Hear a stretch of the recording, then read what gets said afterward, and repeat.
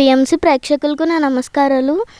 నా పేరు రేణుక, మాది కొంకుదురు. నేను 8వ తరగతి చదువుతున్నాను. నేను ధ్యానంలోకి వచ్చి 2 సంవత్సరాలు అయింది. మా అమ్మ ధ్యానంలోకి వచ్చి కట్టాలు వెళ్ళి ఒక పుస్తకం తీసుకొచ్చింది. దాన్ని నేను చదివి అప్పటి నుంచి నాన్ వెజ్ తినడం మానేశాను. అప్పటి నుంచి నేను ధ్యానం కూడా చేస్తున్నాను. నేను ధ్యానం చేసిన తర్వాత నేను ఆటలు చాలా బాగా ఆడుతున్నాను.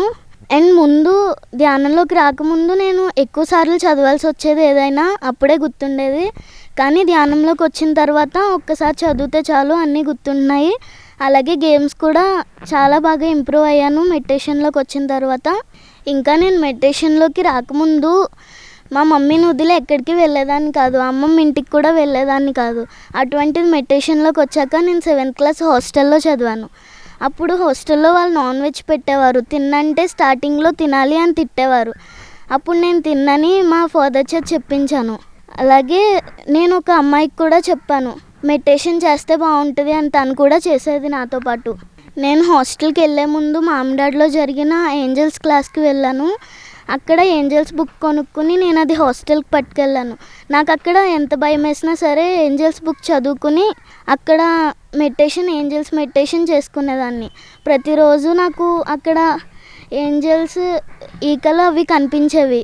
అలాగే ఎగ్జామ్కి వెళ్ళే ముందు మెడిటేషన్ చేసుకు వెళ్తే నాకు అన్నీ వెంటనే గుర్తొచ్చేవి, బాగా రాసేదాన్ని. నేను మెడిటేషన్లోకి వచ్చాక చాలా కొత్తవన్నీ చేస్తున్నాను. ఆర్ట్ అండ్ క్రాఫ్ట్, ఇంట్లో పనులు కూడా చాలా బాగా చేస్తున్నాను. ఏ క్రాఫ్ట్ చూసినా సరే అది చేయాలనిపిస్తుంది. అలాగే చేస్తున్నాను, అన్నీ బాగా అవుతున్నాయి కూడా.